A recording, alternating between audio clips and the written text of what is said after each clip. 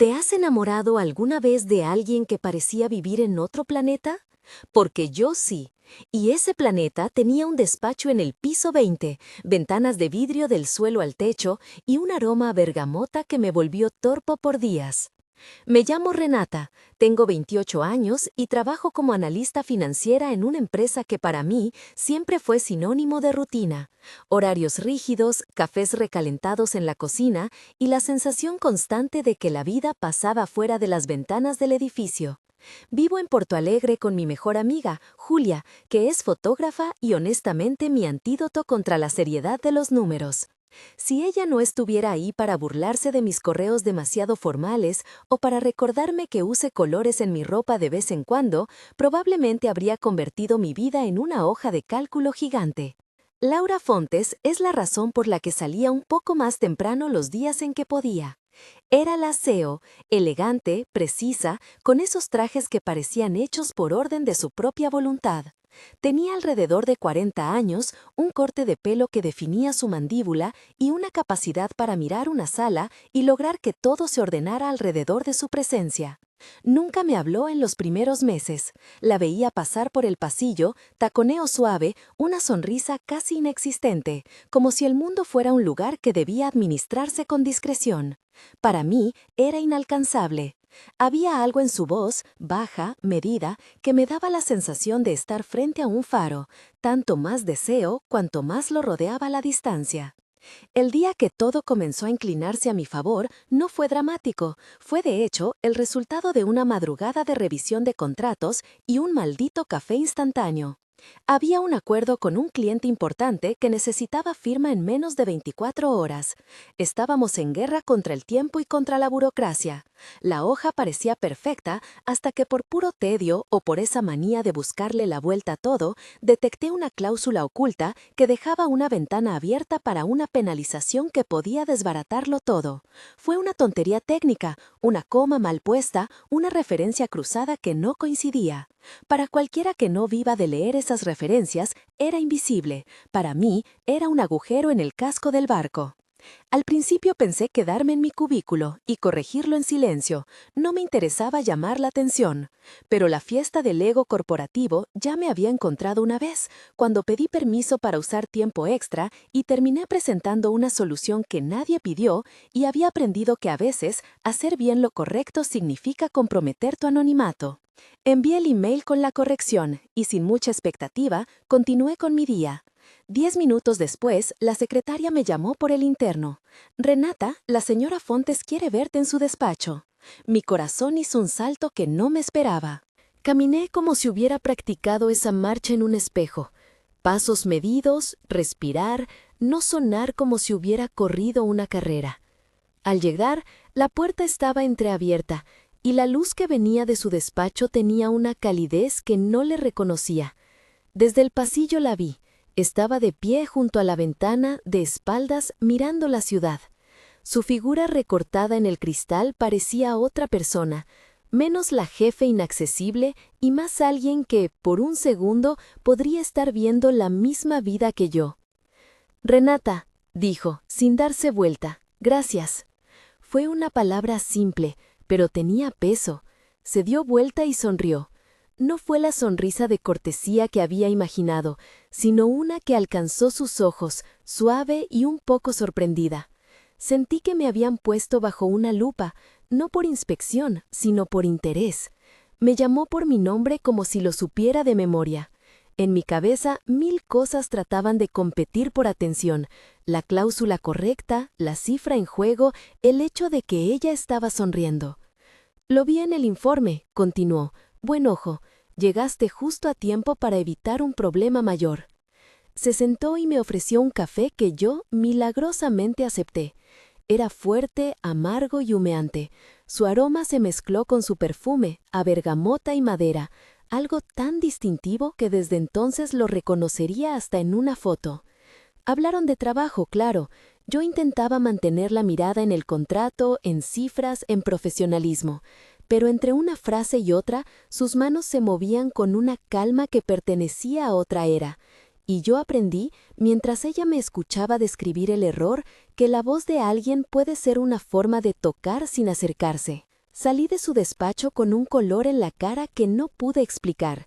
En el camino al ascensor, descubrí que me había quedado mirando mi reflejo en la hoja del contrato mucho más de lo necesario. Julia me esperaba en casa con ojos escrutadores y una cerveza en la mano. Y me preguntó como si yo fuera a entregar un premio. Me llamó la jefa, dije, como si fuera un pecado menor. ¿Te sonrió? ¿Tuvo ese me gusta que parece decir escoge un vestido mejor o fue un guiño real? Me reí, tratando de sonar más valiente de lo que era. Conté la escena con detalles que la realidad no merecía: el perfume, el café, la forma en que la luz pegaba en la ventana. Julia se regodeó con mi nerviosismo y, como siempre, fue mi mejor cupido sin siquiera intentarlo. «Tienes que hacerle una foto», me dijo en broma. «Así cuando la miras por la mañana no te parecerá que te estás inventando todo». Pero el gran movimiento no vendría de chistes ni de trucos. Empezaron las reuniones exclusivas, no por favores ni por privilegios, sino porque el trabajo lo justificaba. El proyecto necesitaba coordinación entre finanzas y estrategia, y yo era la persona que había detectado la falla. Me llamaban a su despacho para revisar números, me pedían que la acompañara a algunas reuniones con clientes o que le esperara en la sala antes de una presentación. Esos minutos en los que compartíamos el mismo aire eran pequeñas explosiones de normalidad. La misma risa tensa cuando una diapositiva no se abría, los mismos silencios cuando había que pensar.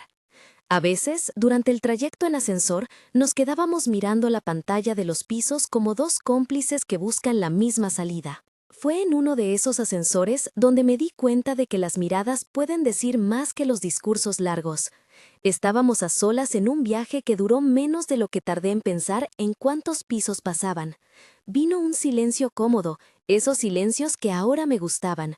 Un espacio donde solamente existíamos nosotras dos. Ella, con el ceño apenas fruncido, se volvió hacia mí y dijo, casi sin relación con lo que veíamos: «¿Te gusta Porto Alegre cuando está así de limpio?».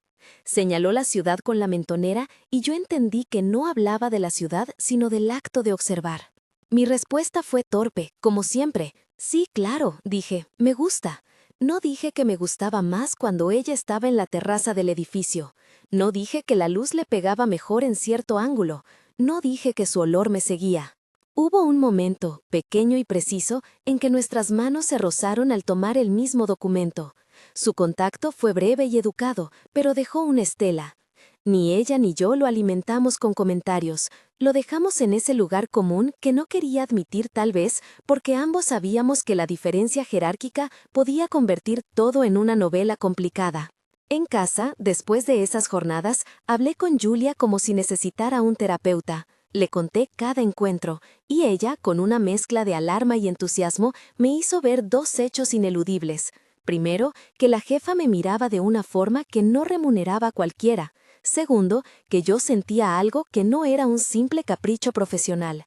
Julia me escuchó, puso música de fondo y dijo: «Tienes que ser lista. Una cosa es que te guste y otra que te vendas. Mantén tus límites, Renata, pero si hay algo ahí, no lo tapes por miedo». Eso fue lo que intenté hacer: mantener límites, discreción, profesionalidad, horarios marcados. Pero las cosas se deslizan por el costado más rápido de lo que uno imagina cuando hay una química real. Empezaron las llamadas fuera del horario, a modo de repaso de un reporte. Empezaron los mensajes cortos: «¿Llegaste ya a casa?». «Sí». «Bien». Cada respuesta era una piedra en una pared que ambos estábamos construyendo sin permiso. El primer punto en que la pared dejó de ser solo de adorno ocurrió en un parque. Habíamos ido a un evento cultural de la empresa, una exposición de arte patrocinada, y por suerte o por diseño terminamos caminando juntas entre esculturas. El parque estaba lleno de gente, familias, parejas. El viento traía charlas, el olor a pasto húmedo. Vi una escena tan cotidiana que me dolió. Ella hablaba con un colega y, sin pensarlo, me buscó con la mirada. Esa búsqueda era simple, íntima, y quedó expuesta a ojos ajenos. Una colega la vio y sonrió con ese gesto que mezcla curiosidad con aprobación. El rumor, como en todas partes donde la intención se nota, empezó a germinar en miradas.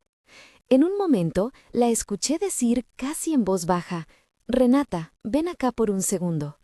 Nos apartamos tras un árbol y se quedó mirándome. Había algo en su mirada que era mezcla de urgencia y cuidado. «No quiero que te sientas incómoda», dijo. «Si en algún momento piensas que esto está mal, dime, lo vamos a detener. Lo que pase entre nosotras no tiene que afectar tu trabajo ni tu vida». La forma en que lo dijo, sin teatralidades, con una calma que no pedía permiso pero ofrecía libertad, me hizo llorar internamente. Contesté con la verdad, que me temblaban las manos. Le hablé de mis miedos sobre el poder, sobre la posibilidad de que nuestra relación fuera vista como un favoritismo, sobre la idea de que yo podía perder mi credibilidad. Ella escuchó como solo alguien que sabe escuchar en serio escucha, con atención y sin interrumpir. No ofreció soluciones grandiosas, ofreció respeto y la posibilidad de elegir entre juntas, conscientemente, cómo proceder. Fue ahí, bajo ese árbol, donde se gestó un acuerdo tácito. No actuaríamos impulsivamente, cualquier paso sería por mutuo acuerdo, con límites claros.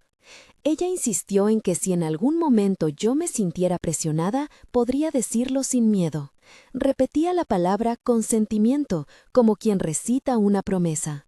Su atención hacía que no se viera su rol de jefa, se veía solo Laura, persona. Eso no borraba la jerarquía, pero la suavizaba. Las cosas se volvieron más intensas, más planificadas. Una noche, después de un cóctel donde coincidimos por una presentación, terminé en su coche. Llovía. La ciudad reflejaba luces en las calles húmedas y el limpiaparabrisas marcaba el ritmo de una canción que no recuerdo haber escuchado antes. Ella condujo sin prisa y en el asiento del copiloto tenía una bolsa con 2 copas de vino y una botella que, a esas horas, supuse una concesión a la calma. Hablamos sin hablar demasiado. Era una de esas conversaciones que van hacia lo esencial sin pasar por lo accesorio. Nuestras familias, esos miedos de la infancia que te recuerdan lo frágil que eres, lo que nos hizo decidir entrar en la carrera que escogimos. «¿Tú te preguntas si esto cambiará todo?», me preguntó, con esa voz pausada que ahora me parecía un refugio. «Todo cambió cuando me miraste en el despacho», confesé. Mi boca se apoderó de la verdad que mi mente había intentado ocultar. Ella sonrió con algo que no era ni triunfo ni sorpresa, era aceptación.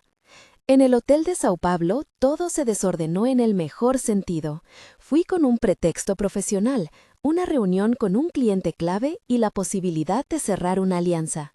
Viajamos juntas por logística, por eficacia, por la realidad de que nuestros trabajos se cruzaban.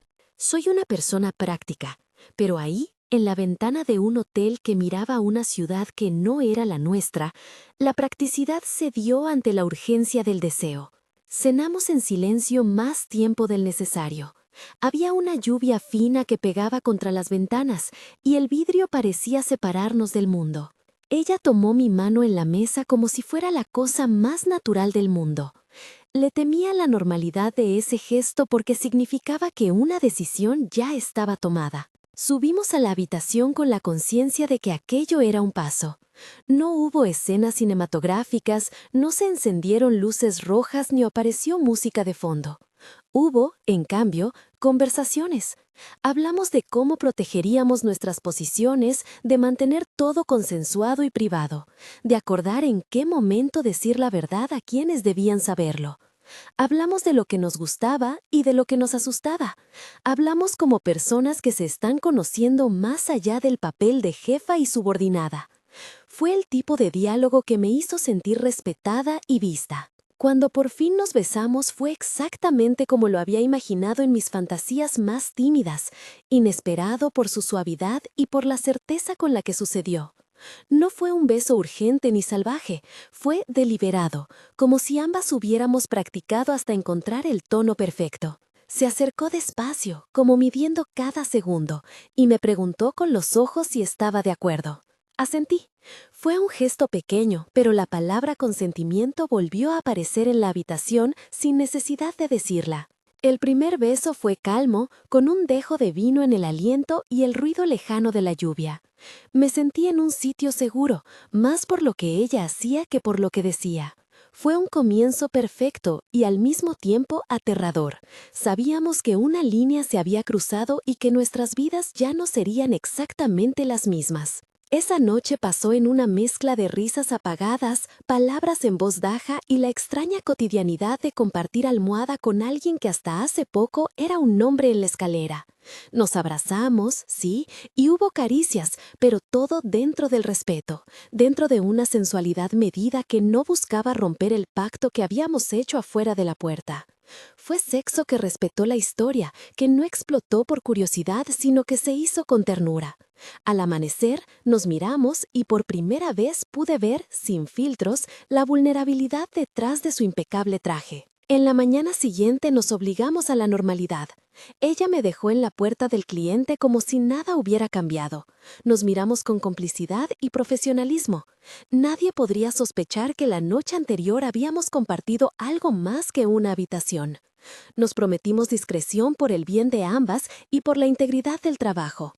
Prometimos que, si llegara a haber señal de problema, pondríamos todo sobre la mesa y decidiríamos juntos, sin imposiciones. Sin embargo, una vez que enciendes una llama, aunque la cuides, el viento puede jugar.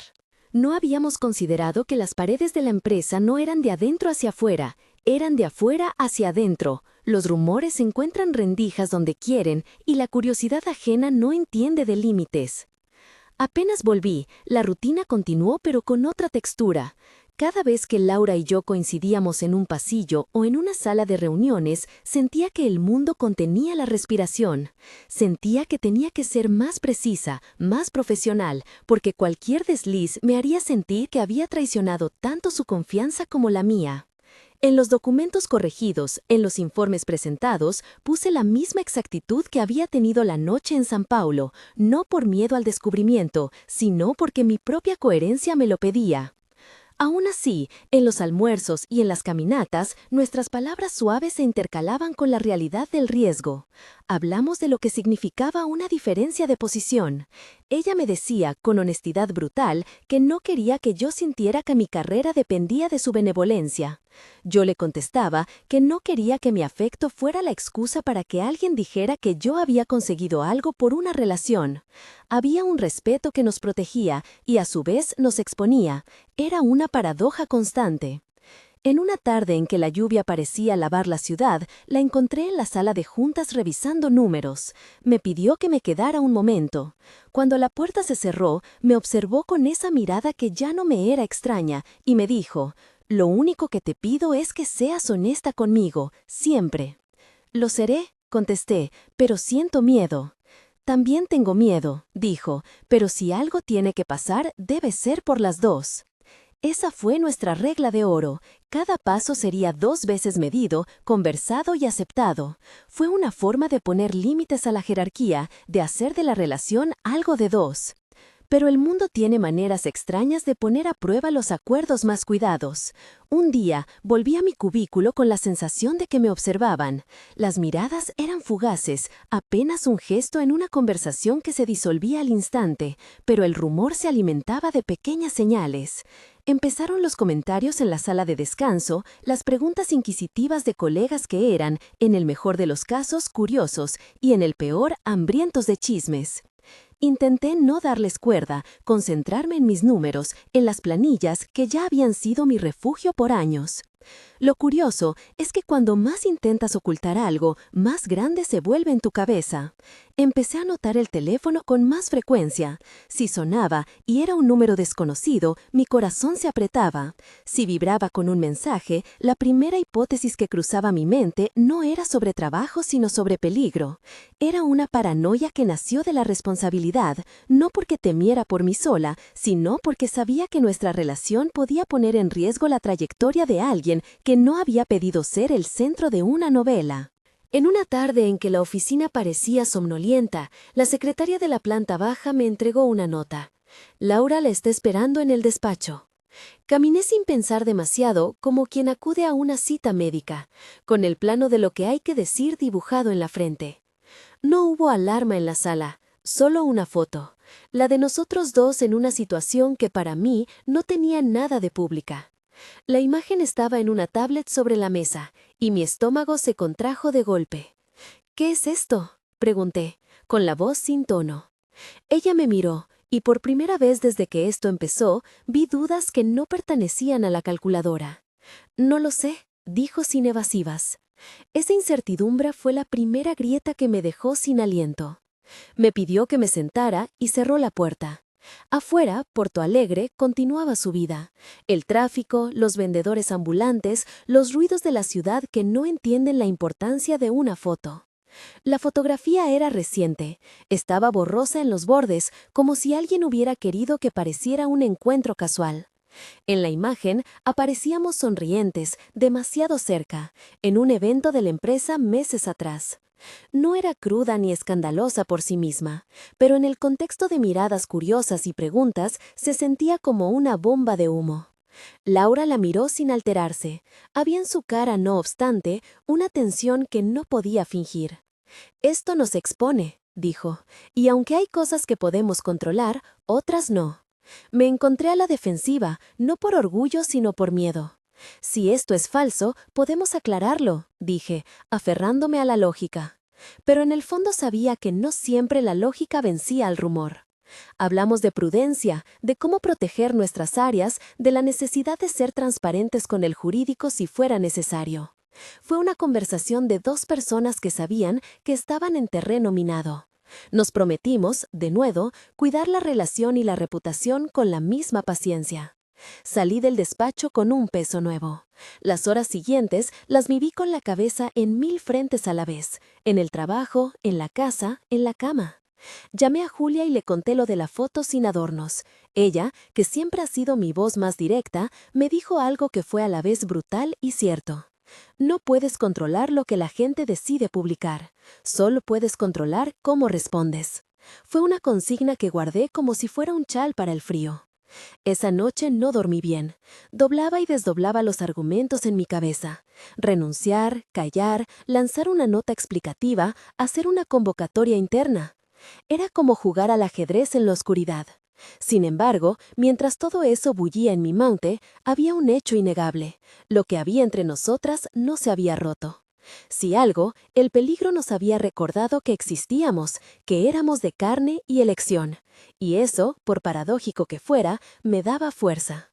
Los días siguientes estuvieron llenos de pequeñas conversaciones estratégicas, de silencios que pesaban y de la sensación de que el mundo corporativo era un mar con corrientes imprevisibles. Laura permanecía en su modo habitual de control, decisiones medidas, acción calculada, pero también mostraba un lado que había sido raro ver antes, preocupación genuina por cómo esto podría afectarme. A veces su mirada se posaba en mí con ternura incongruente con la figura de la CEO. Me resultaba dolorosamente humano. Y mientras todo esto ocurría, yo aprendí a respirar de otra forma. Dejé de planificar mi vida como antes. Cada decisión tenía un matiz extra. Había una mezcla entre la sensación de haber ganado algo precioso y el miedo de perderlo todo por la exposición involuntaria. Fue allí, entre esa dualidad, donde comprendí que amar en la oficina no era solo cuestión de pasión, sino de valentía práctica, de establecer acuerdos, de protegerse mutuamente y de aceptar que la visibilidad puede venir por caminos inesperados. En medio de esa tensión, Laura me invitó a caminar una tarde por la orilla del río. No fue un gesto romántico a la manera de las películas, sino la invitación de alguien que necesitaba estar cerca y transmitir calma. Caminamos con la ciudad como testigo, hablando de banalidades y a la vez tocando las fibras más profundas de lo que sentíamos. En un banco, mirándome a los ojos, me dijo: «Si algo sale mal, prometo estar ahí para arreglar lo que sea posible. No te voy a dejar sola». La promesa pesó como una responsabilidad y brilló como un faro. Yo era consciente de que una palabra tan grande venía con consecuencias. Le respondí con la única honestidad que tenía. «No sé si estoy lista para que el mundo lo sepa, pero tampoco quiero vivir una mentira». Ella asintió, sin prisa. Y por un segundo, la ciudad dejó de ser un lugar de ruido para ser un paisaje donde dos personas decidían qué hacer con su propia historia. A partir de ahí, la relación se volvió una coreografía cuidada. Besos robados en el pasillo, mensajes que parecían inocentes, encuentros que terminaban en conversaciones largas sobre límites y futuro. pero también apareció una conciencia nueva sobre el efecto de nuestras acciones. Elegimos con cuidado a quién contar, cuándo y cómo hacerlo, y aún así, el mundo a veces tiene su propio plan. Una noche, luego de una reunión que parecía interminable, ella me llamó y me pidió que fuera a su despacho. Entré con la sensación de que algo iba a cambiar. Se sentó frente a mí y sin rodeos me dijo: «Quiero que sepas que si llega a haber un problema mayor, yo asumiré mi parte. No quiero que pierdas tu trabajo por mi culpa». Sus palabras fueron tanto un alivio como un peso. Sentí que me daba una opción: quedarme y luchar juntas o alejarme para que ella quedara libre. Era un dilema que no quise resolver con un impulso. Le pregunté con la voz temblorosa: «¿Eso significa que podrías apartarte?» «Podría», contestó con frialdad momentánea, «pero no voy a tomar decisiones que te dañen sin hablarlo contigo». Era el tipo de respuesta que no busca protagonismos. Era una promesa de corresponsabilidad. Me sentí querida y al mismo tiempo responsable. Pensé en todo lo que habría perdido si hubiera renunciado a la primera tormenta. Por eso decidí esa noche quedarme, no por valentía grandilocuente, sino por la sensación de que algunas cosas valen el riesgo calculado, y porque, en lo profundo, algo en mí prefería construir con alguien que ofrecía cuidado en lugar de obligar. Pero el mundo, caprichoso, tenía sus propias maneras de recordarnos que ninguna promesa es invulnerable. A veces, el destino actúa sin intención, y una cámara, un descuido, la curiosidad de un tercero pueden ser el viento que amenaza la pequeña vela que tanto esfuerzo cuesta mantener encendida. La madrugada antes de que todo hiciera el clic hacia lo que nadie imaginó, me sorprendí mirando las fotos de la cena en San Paulo que había tomado con Julia. Ella había hecho unas pocas imágenes, discretas, como quien guarda memorias. En una, Laura y yo aparecíamos riendo, los ojos medio cerrados por la risa, una copa en la mano. Decidí guardarla en privado, como quien atesora un secreto. No imaginé que alguien más la vería, ni que los bordes de lo privado y lo público podían difuminarse con tanta facilidad. Al día siguiente, me senté frente al computador con la sensación de que algo estaba por pasar. No pude evitar mirar el teléfono varias veces. Hubo un instante, unos minutos después del mediodía, en que mi teléfono vibró con una notificación, y el nombre que apareció fue de alguien que no conocía. Mi primer pensamiento fue de alarma, el segundo de negación. Pero no accioné. En vez de ello, apreté las manos y pensé en la promesa: si algo pasa, hablamos. La pregunta que flotaba entonces en el aire era simple y terrible. ¿Qué pasa cuando la vida privada se hace pública sin permiso? ¿Cómo se sostiene una relación cuando la gente empieza a opinar sobre algo que no les pertenece? Sentí que mi pecho se apretaba y que el pulso se aceleraba con la conciencia de que, a partir de ese instante, un rumor o una foto podría abrir una cascada de consecuencias. Y sin embargo, en el mismo latido hubo una certeza. Lo que habíamos construido no era solo un secreto frívolo, era una elección compartida, con límites y con cariño. Por primera vez en mucho tiempo, la decisión sobre qué hacer no la iba a tomar solo mi miedo, la íbamos a tomar juntas. Y eso, en medio del vértigo, parecía la única manera de seguir adelante. Entonces, mientras la ciudad continuaba su ritmo indiferente, Laura me envió un mensaje que decía: «Nos vemos en el despacho a las 15. Hablamos». Yo guardé el teléfono, respiré y me dirigí a la sala de juntas sin saber que en apenas unas horas la vida que conocíamos iba a recibir una sacudida que nada podría dejar igual. Entré a la sala de juntas con los dedos fríos y la sensación de que cada paso hacía sonar un tambor más fuerte. La tablet seguía sobre la mesa, como si alguien hubiera plantado una prueba en medio de nuestro salón íntimo. Afuera la ciudad seguía su ritmo, pero adentro el aire se había vuelto denso. Me senté frente a ella y, antes de que pudiera decir una palabra, Laura puso las manos sobre la mesa y me miró con esa calma apositiva que tantas veces me había salvado de mí misma. «No sabemos quién la tomó ni cómo llegó hasta ahí», dijo, «pero eso no cambia lo que está pasando afuera. Ya hay mensajes, susurros, en el canal interno alguien dejó una nota. Tenemos que ser claros». No quería que la conversación se convirtiera en estrategia, pero tampoco podía permitir que el pánico me comprara decisiones apresuradas. La lógica me pertenece tanto como la emoción. Sabía que, si la empresa percibía riesgo reputacional, la dirección reaccionaría rápido. Apenas salí de la sala, mi teléfono vibró. Era un número del director financiero. Contesté con la voz lo más neutra que pude. «Renata», dijo él, sin preámbulos, «¿estás bien?». Su voz era un instrumento que no siempre mostraba sus notas. No le debía explicaciones, pero en ese momento sentí que el mundo se estrechaba. «Sí», articulé, «estoy bien». «Quiero hablar contigo hoy a las 5», anunció. «Hay una reunión de directorio y sería bueno que aclare algunas cosas». Colgué con el estómago encogido. No me llamaban para preguntar si quería un café, me llamaban para poner una carta sobre la mesa. Me obligué a respirar. Caminé hasta la ventana y apoyé las manos en el vidrio. Porto Alegre se veía tranquila, completamente incapaz de entender que, detrás de esos edificios, la vida de dos personas se estaba revisando como si fuera un expediente. Antes de las 5 llamé a Julia. Ella apareció en mi puerta 20 minutos después con una expresión precisa, mezcla de rabia y ternura. «No te muevas», dijo, «y guarda todo lo que tengas en redes. Cualquier cosa que pueda servir en tu contra, que no sea verídica, la vamos a neutralizar». Ella habló con esa voz de amiga que a la vez es un soldado, práctica, sin florituras. Me abrazó y noté que las manos le temblaban un poco, no por miedo, sino por esa indignación que suena como una forma de amor. Entré en la reunión con la sensación de pisar hielo fino. La sala estaba más concurrida que de costumbre, caras conocidas, algunas que hasta entonces me habían parecido amables, otras que miraban como quien observa un accidente desde lejos. El director financiero abrió la sesión con una frase clínica: «Hay un riesgo reputacional y necesitamos evaluar responsabilidades».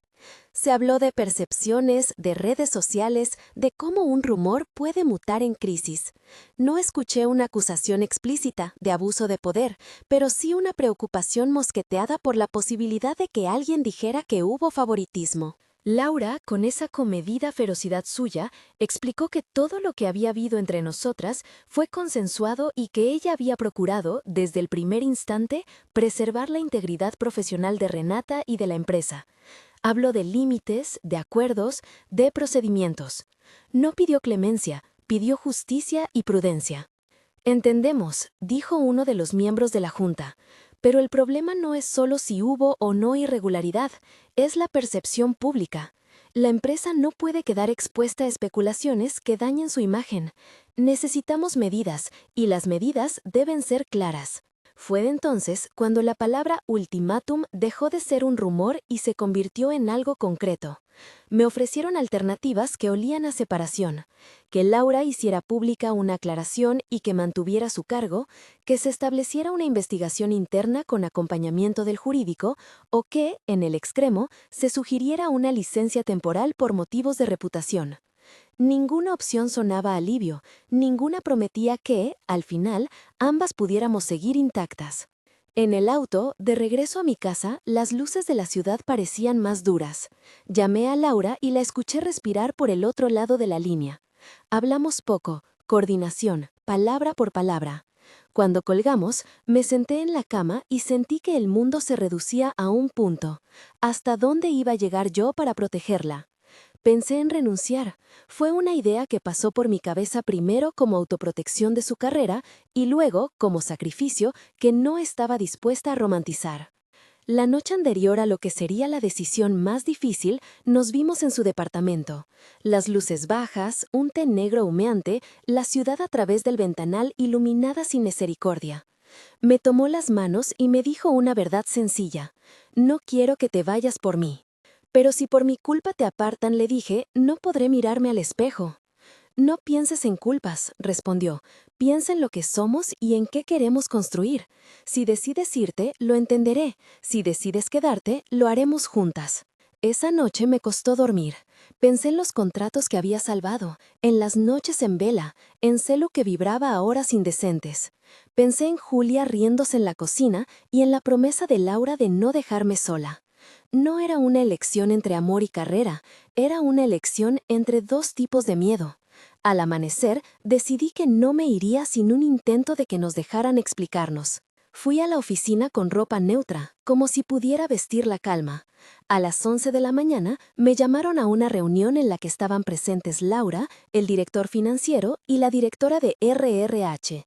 La atmósfera olía a formalidad templada. Hemos evaluado el caso, dijo el director financiero. Debido a la exposición, consideramos que lo más sensato es que se formalice una investigación interna. Mientras tanto, y por recomendación del equipo, sugerimos que para evitar conflictos de interés se haga una reubicación temporal. Mi corazón se aceleró. No hablaban de acusaciones concretas, pero la palabra reubicación sonaba a distancia forzada. Fue entonces cuando Laura habló de un modo que me conmovió profundamente.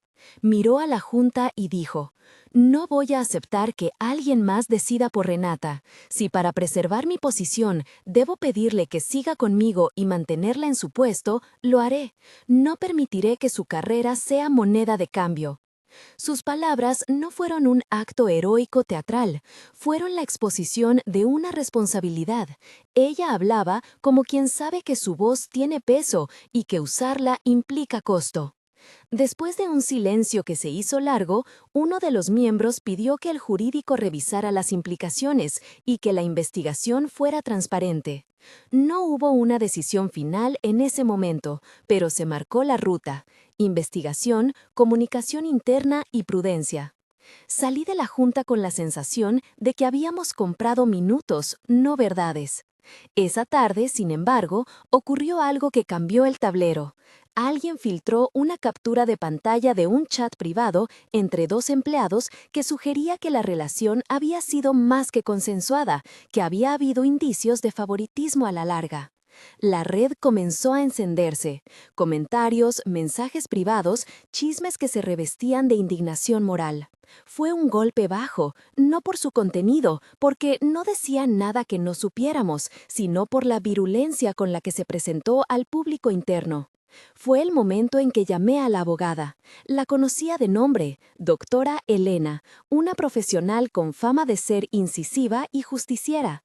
Laura la había contactado apenas supo que la foto circulaba. No inventaré procedimientos legales ni resultados formales, pero sí puedo decir que la presencia de alguien que hablaba claro y con autoridad fue un alivio inmediato. La doctora Elena habló con el equipo jurídico de la empresa, solicitó la cadena de custodia de la información y pidió que la investigación fuera exhaustiva, no por rigidez burocrática, sino por el hecho de que una acusación sin evidencia puede destruir vidas. Mientras el jurídico trabajaba, el ruido esquiaba entre pasillos. Hubo miradas duras, susurros que se convertían en silencios incómodos. Una colega dejó de invitarme a almorzar. Otra lanzó una pregunta al aire que olía más a juicio que a curiosidad. Aún así, en medio de esa tormenta, Laura estaba ahí, presente en mi mesa cuando podía, con gestos pequeños, un café traído sin explicación, un mensaje alentador en el chat privado, una visita fugaz para revisar un documento. Su presencia era a la vez escudo y recordatorio del riesgo. Una tarde, cuando la tensión parecía a punto de romper, el director financiero me citó de nuevo. «Hemos recibido presiones», dijo sin rodeos. «Hay opiniones que exigen acciones drásticas. Si se confirma cualquier ventaja indebida, habrá consecuencias».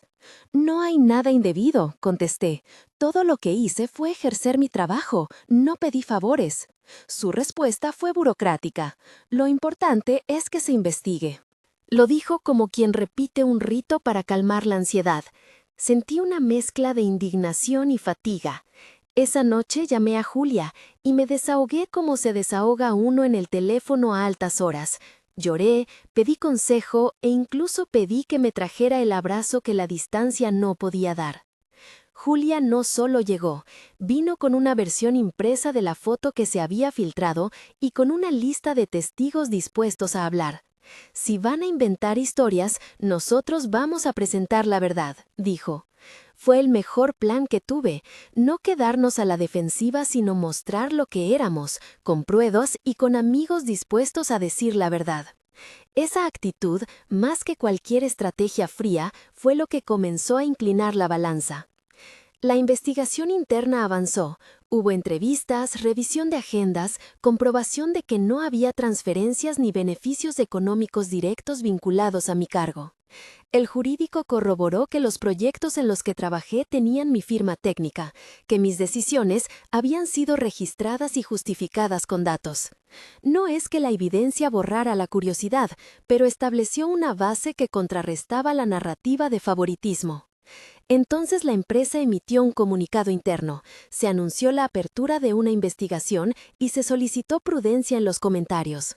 No era una bomba, pero sí una forma de poner un freno a los rumores sin acusar a nadie. La doctora Elena nos acompañó, habló con la dirección, pidió transparencia y dejó claro que la reputación no puede devenir en condena sin pruebas. Mientras tanto, la presión personal llegó a un punto en el que sentí que debía hacer algo que no fuera reacción. Presenté una carta. No fue una carta impulsiva, sino una hoja escrita con la conciencia de quien sabe que está poniendo en juego su vida profesional. Entregué una nota dirigida a Recursos Humanos. En ella expresaba mi disposición a aclarar todo y, si la empresa lo consideraba necesario, ofrecía presentar mi renuncia para no ser factor de riesgo. Fue la decisión más dolorosa y, al mismo tiempo, la más honesta que tomé. Lo hice porque no quería que nadie pagara por algo que debía resolvernos a nosotras dos. Cuando Laura recibió la carta, no se derrumbó. Me miró con esa mezcla de ternura y enfado contenido que tantas veces había visto en momentos de crisis. «No lo hagas por mí», me rogó. «Si te vas, habremos cedido a la presión de quienes prefieren destruir que investigar. No quiero que salgas del laberinto por mi culpa». «Pero no quiero que pierdas tu puesto», dije. «No soportaría pensar que soy un obstáculo en tu carrera». «Si alguien cree que tu trabajo vale menos por lo que sentimos, me ocuparé de cambiar esa mirada», respondió. «Permíteme intentar». Y lo intentó, no con promesas vacías, sino con hechos silenciosos. Habló con la Junta, con el jurídico y con la doctora Elena. Convocó a quienes podían aportar claridad y exigió que la investigación se hiciera con rigor. Lo hizo consciente de que esa visibilidad podía costarle, pero también con la convicción de que la transparencia era la única forma de sostener lo que teníamos. Hubo, sin dudas, días en que todo parecía pender de un hilo. Recibimos comentarios maliciosos, emails anónimos y miradas indisimuladas. Pero hubo también actos de solidaridad. Algunos colegas se acercaron para decir, «sé la profesional que eres», sin alardes. Otros, en silencio, dejaron notas de apoyo en mi buzón. Eran gestos pequeños, pero suficientes para recordar que, incluso en oficinas llenas de intereses, existe la posibilidad de humanidad. La investigación culminó en un informe que, sin dramatismos, señaló que no había indicios de favoritismo ni de beneficios personales derivados de la relación. No estoy diciendo que la empresa celebrara el amor entre nosotras. La conclusión fue técnica, mis decisiones habían sido justificadas y mis entregas respaldadas por datos. Eso no borró la herida del rumor, ni las horas perdidas en tensión, pero sí fue la base para que la dirección reconsiderara la propuesta de reubicación o sanción. La rectificación no fue un golpe de magia pública, fue un proceso, una conversación entre directores, la lectura del informe y la prudencia política. Se decidió que, en la ausencia de pruebas, no se tomarían medidas disciplinarias contra ninguna de las dos. Se pidió, eso sí, que mantuviéramos actitudes de transparencia y que la comunicación con el jurídico siguiera siendo parte de nuestra rutina laboral. Fue un alivio prudente, la normalidad volvía, pero con el recordatorio de que la vigilancia seguía ahí. La victoria no fue abrir una botella de champán, sino mirar a Laura en el pasillo y notar que sus ojos estaban cansados pero más libres. Nos permitimos un gesto que había sido casi prohibido durante semanas. Nos besamos, con la discreción que la oficina exigía, pero con la firmeza de quienes ya no querían esconderse por temor. No fue un acto de provocación, fue una reafirmación de que, si la vida nos había colocado juntas, no íbamos a permitir que la mirada ajena decidiera por nosotras. 6 meses después, las cosas tenían un sabor distinto. La relación dejó de ser un rumor para convertirse en parte de mi realidad cotidiana. No hubo una entrada triunfal en la que anunciáramos el amor a la prensa. Hubo, en cambio, pasos lentos y seguros. Convivimos juntos, compartimos la casa en la que antes yo vivía con Julia y decidimos que la privacidad debía ser un acuerdo mutuo, no un capricho. Julia, al principio mitad celosa, mitad festejando, fue la primera en preparar un asado para celebrar la mudanza complicada, como llamó a nuestra logística de cajas y abrazos. Mi carrera siguió su curso, se me reconoció por mérito, recibí una promoción que, aunque hubiera existido con o sin el escándalo, ahora tenía un peso distinto. Fue validación de que el trabajo habla, no por venganza, sino por justicia. Laura también tuvo que enfrentar miradas que nunca terminan de acostumbrarse a la idea de una mujer al mando con una vida sentimental visible. Aprendimos a no depender de la aceptación universal. Aprendimos a sostenernos en la verdad y en la evidencia de nuestros pasos. En casa, las mañanas volvieron a ser una colección de pequeñas certezas. Me despertaba con el aroma del café que Laura aprendió a preparar y que, irónicamente, era menos amargo que el que tomábamos en el despacho durante la crisis. Compartíamos una rutina simple, mensajes de buenos días, un beso antes de salir, la planificación de la semana sobre la mesa de la cocina. Nada épico, pero todo profundamente reparador. Íbamos a almorzar juntas de vez en cuando, y no como un gesto de desafío, sino como la naturalidad de dos vidas conjugadas. Hubo días en que la gente todavía murmuraba, supongo que siempre habrá quienes prefieren la versión fácil de la historia. Pero también hubo abrazos sinceros de personas que nos dijeron que nuestra coherencia les había dado valor para vivir su propia verdad. Eso fue, quizá, el regalo más inesperado, convertir un tropiezo en ejemplo para quien necesitaba verlo. En una noche de verano organizamos una cena pequeña con amigos más cercanos. Julia preparó una mesa llena de sus fotos y en un rincón puso algunas impresiones de mi trabajo, como queriendo decir que mi vida era un conjunto, no una sola escena. Hablamos hasta tarde, celebramos que la gente que importa está ahí para quedarse. En un momento, Laura se levantó y tomó mi mano delante de todos. No declaró nada al estilo «mira cómo me revelo», simplemente me miró y en voz baja dijo «gracias por quedarte». Fue una frase pequeña con una carga enorme, no por dramatismo, por verdad. Si algo aprendí en todo esto es que el amor no es solo un sentimiento que te golpea en la primera mirada, es una construcción diaria que exige cuidado, límites y sobre todo responsabilidad. Amar a alguien que tiene poder sobre tu carrera implica un pacto ético, transparencia, consentimiento reiterado, disposición a aceptar las consecuencias y, cuando sea necesario, a rendir cuentas. Nosotros fallamos en muchas cosas por miedo, pero aprendimos más por querer corregir. También aprendí a confiar en quien te acompaña no porque prometa salvarte, sino porque asume parte del peso contigo. Laura asumió riesgos y eso no la idealiza, la hace humana. Yo asumí decisiones y no las glorifico, las viví y crecí con ellas. Nada de esto fue satisfecho con rosas y anuncios públicos. Fue una suma cotidiana de elecciones. Decir la verdad, confiar en la evidencia, sostener a los que te sostienen.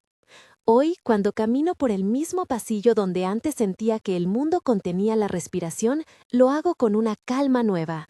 Aún hay quien mira con curiosidad, y está bien, la vida de los demás no nos pertenece. Tengo mañanas de números y tardes de risas compartidas. A veces me sorprendo sonriendo sin saber por qué, y luego recuerdo que no es por un solo momento, sino por la suma de todos. Y si me preguntas si valió la pena, diría que no fue una cuestión de validad o no, sino de coherencia con lo que siento. El amor que elegimos construir no fue perfecto ni libre de dolor, pero fue verdadero en su intento. No todo fue héroes ni villanos, hubo personas que actuaron bien y otras que no, y eso sin duda hizo el camino más largo. Pero cuando la verdad aparece, aunque sea con retraso, libera. No es un final cinematográfico, es un nuevo comienzo sosteniéndose en la realidad que nos construimos. Si esta historia te atrapa y quieres escuchar más relatos así, suscríbete y comparte con alguien que necesita oír que el amor, a veces, exige valentía práctica. Hoy, cuando cerramos las ventanas de la casa y escuchamos la lluvia golpear el vidrio, pienso en la primera vez que entré a su despacho con la corrección en la hoja y, por un segundo, pensé que había cambiado el destino por accidente.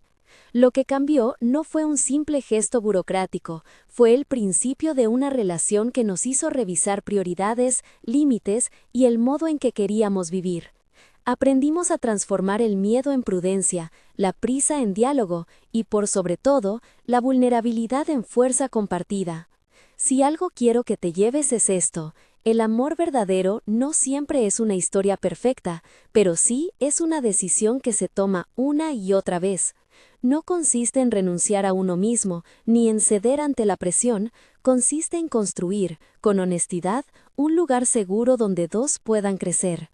A veces ese lugar es una casa, a veces una oficina, a veces un corazón que se atreve a decir la verdad entre miradas ajenas. ¿Crees en el amor verdadero? Cuéntame en los comentarios cómo harías tú para proteger una relación que nace en un lugar difícil.